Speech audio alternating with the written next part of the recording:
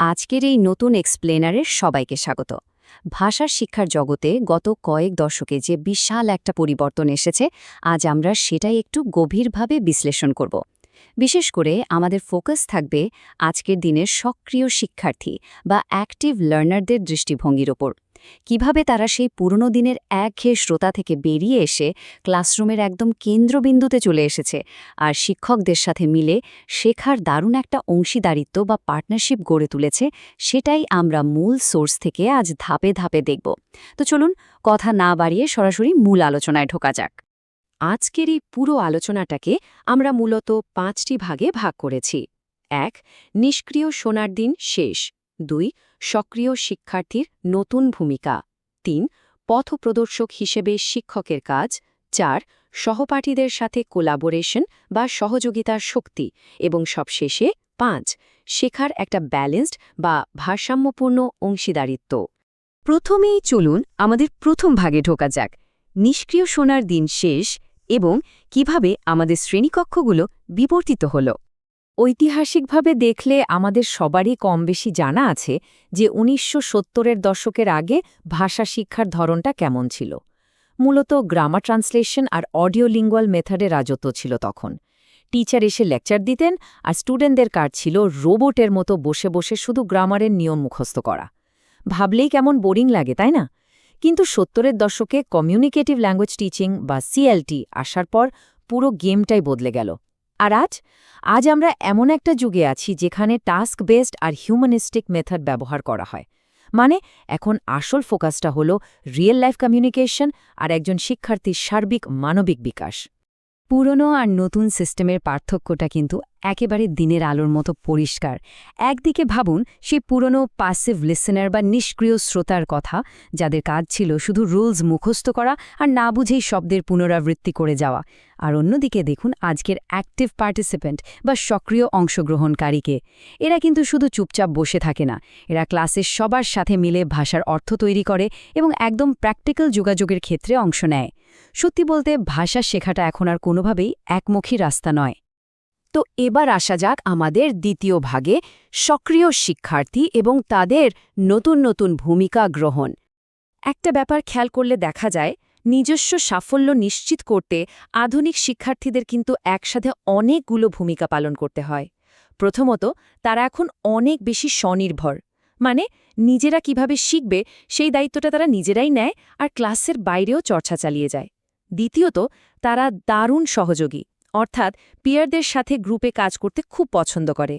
তৃতীয় ইন্টারেস্টিং ব্যাপারটা হলো, শিক্ষার্থীরা এখন নিজেরাই কিন্তু তথ্য ও ধারণার উৎস।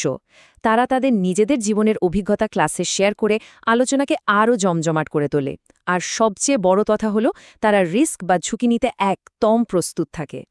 এখানে একটা কথা খুব স্পষ্টভাবে বলা দরকার, নতুন কোনো ভাষা শিখতে গেলে ভুল তো হবেই, এটাই তো স্বাভাবিক। আর এই ভুল করার ঝুঁকিটা যারা নিতে পারে, তারাই কিন্তু দিন শেষে দ্রুত উন্নতি করে। একজন অ্যাক্টিভ লার্নারের সবচেয়ে বড় গুণ হলো তার কৌতূহল। সে নতুন কিছু প্রয়োগ করতে গিয়ে ভুল করার ভয় পায় না। আর এই যে ভুল করে শেখার প্রসেস, এটাই কিন্তু তাদের আত্মবিশ্বাসকে বহু গুণে বাড়িয়ে দেয়। চলুন এবার ৩ নম্বর সেকশনে যাই, পথপ্রদর্শক হিসেবে শিক্ষক এবং একটি নিরাপদ পরিবেশ তৈরি করা। আধুনিক শিক্ষাদানের পেছনে খুব দারুণ একটা থিওরি কাজ করে। লেভ ভাইগৎস্কির সেই বিখ্যাত জোন অফ প্রক্সিমাল ডেভেলপমেন্ট বা ZPDর কথা মনে আছে নিশ্চয়ই।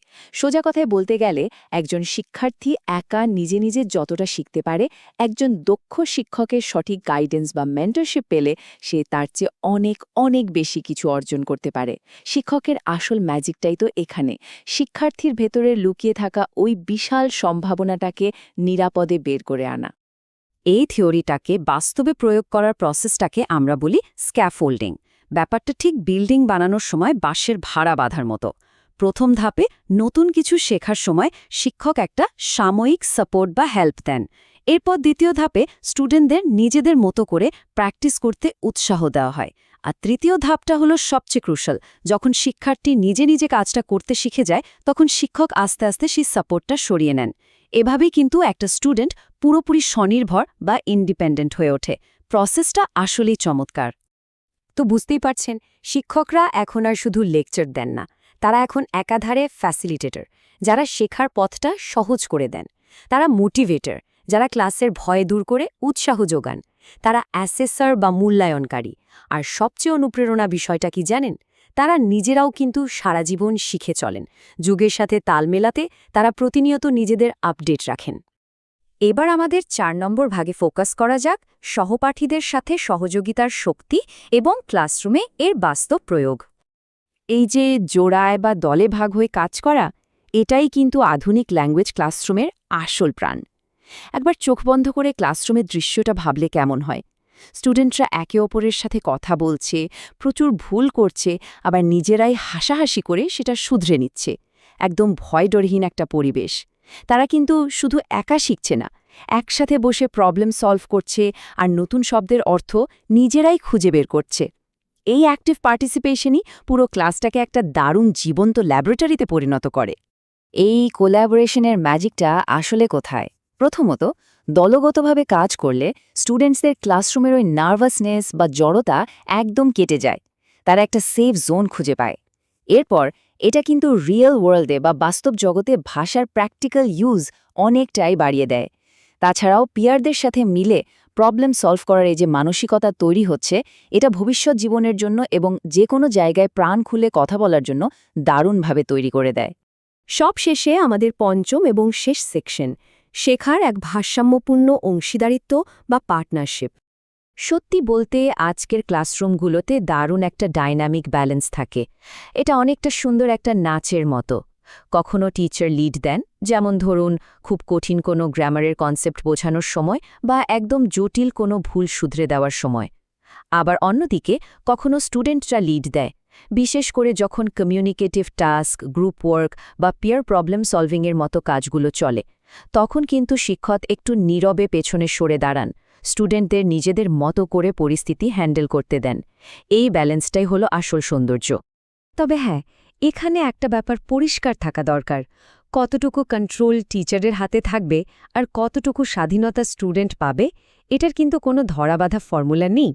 এটা পুরোটাই নির্ভর করে ক্লাসে স্টুডেন্টদের বয়স, তাদের মেধার লেভেল আর তারা ঠিক কিভাবে শিখতে পছন্দ করে তার ওপর। একজন দক্ষ মেন্টর খুব ভালো করেই জানেন কখন শক্ত হাতে হাল ধরতে হবে আর কখন স্টুডেন্টদের স্বাধীনভাবে ডানা মেলতে দিতে হবে। আজকের এই আলোচনা শেষ করার আগে সবার জন্য একটা গভীর প্রশ্ন রেখে যেতে চাই। এই যে আমরা দেখলাম ভাষা শিক্ষা এখন কতটা পার্টনারশিপ বেসড হয়ে গেছে, বাস্তবে কি আমাদের আজকের ক্লাসরুমগুলো সত্যি নতুন কিছু আবিষ্কারের এমন যৌথ জায়গা হয়ে উঠেছে, নাকি আমরা এখনও সেই পুরনো দিনের নিষ্ক্রিয় করে রাখার সিস্টেম ভাঙার জন্যই লড়াই করে যাচ্ছি? আশা করি সোর্স থেকে নেওয়া আজকের এই বিশ্লেষণ বিষয়টি নিয়ে নতুনভাবে চিন্তা করার খোরাক যোগাবে। আজ এই পর্যন্তই। ভালো থাকবেন।